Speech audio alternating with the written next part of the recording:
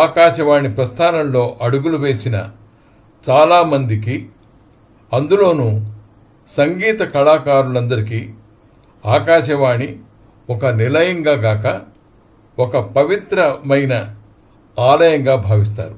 రేడియోతో నా పరిచయం, అనుభవం ఆకాశవాణి కంటే ముందు వాడుకలో ఉన్న డక్కన్ రేడియో నాటివి. అంటే నా చిన్నతనంలో 1940 దశాబ్దంలో ఖైరతాబాద్లో ఒక చిన్న భవంతిలో డక్కన్ రేడియో ఉండేది. దుర్గాచలం గారు అనే ఆయన బాల వినోదం అనే ఒక చిన్నపిల్లల కార్యక్రమాన్ని నడిపిస్తూ, ఆయన రేడియో అన్నయ్యగా వ్యవహరిస్తూ పిల్లలందరితోటి కార్యక్రమం చేసేవారు. ఆ డక్కన్ రేడియోకు సంబంధించిన సంగీత కార్యక్రమాలన్నింటికీ ఒక సారథిగా ఉపద్రష్ట కృష్ణమూర్తి అనే ఒక సంగీత విద్వాంసుడు ఉండేవాడు. నన్ను ప్రోత్సహించినందువల్ల నాకు అన్ని కార్యక్రమాల్లో, అంటే నాటికల్లోనూ, బుర్రకథల్లోనూ, ఇలాంటి అన్ని కార్యక్రమాల్లోనూ పాల్గొనడం జరిగింది.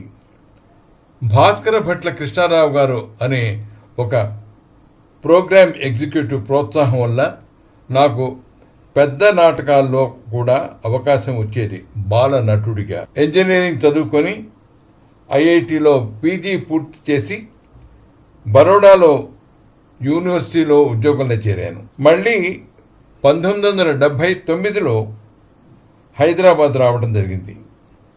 అప్పుడు మళ్ళీ ఆకాశవాణి హైదరాబాద్తో సంబంధం పునరుద్ధరణ జరిగింది. 1975 నుంచి 79 దాకా లలిత సంగీత కార్యక్రమాల్లో పాల్గొన్నాను. నాకు ఆబాల్య స్నేహితుడైన చిత్తరంజన్ నేతృత్వంలో ఆ కార్యక్రమాలు జరగడం నాకు ఎంతో ఆనందంగా ఉండేది. అదే సమయంలో మా సంగీత గురువులైన నూకల చిన్న సత్యనారాయణ గారు ఆయన సమర్పించిన సంగీత రూపకాలన్నిటిలోనూ నేను పాల్గొనటమే కాకుండా కొన్నిటికి సంగీత రూపకల్పన చేయడం వల్ల ఆయన మెప్పు, ఆశీర్వాదం లభించింది. ఆ తర్వాత 1981 నుంచి 93 వరకు ఉద్యోగరీత్యా బెంగళూరులో ఉన్నాను. ఆ సమయంలో ధర్మజ్ఞాని అనే ఒక తెలుగు ఆయన ఆకాశవాణి బెంగళూరు కేంద్రానికి డైరెక్టర్గా ఉండేవాడు.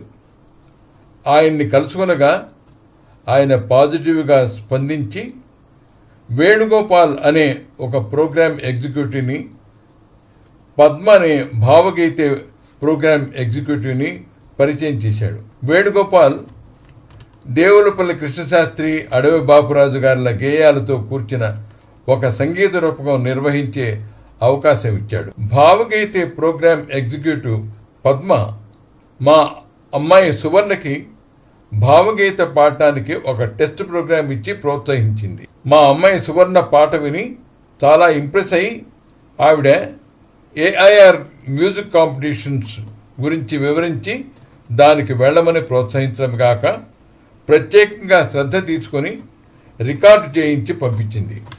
ఆవిడ ప్రోత్సాహం భరించి సువర్ణకి జాతీయ స్థాయిలో బహుమతి పొందింది.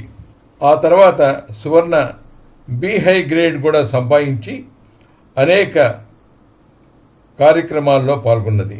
ఆ కార్యక్రమాల్లో సువర్ణ పాడిన భావగీతాలకి, కన్నడ భావగీతాలకు నేనే సంగీతం సమకూర్చాను.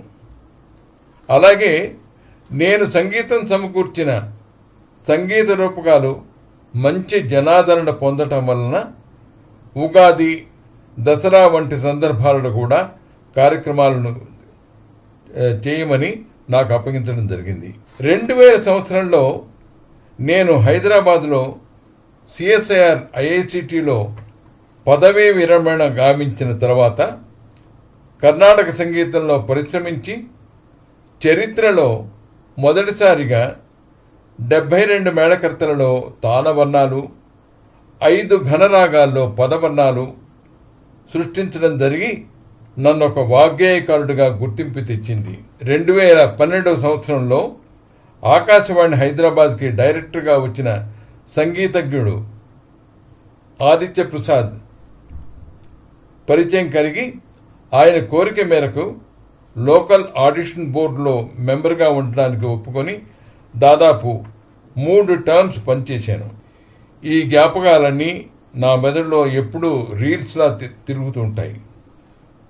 ఆకాశవాణి అంతటి ప్రభావాన్ని కలిగించింది నా పైన.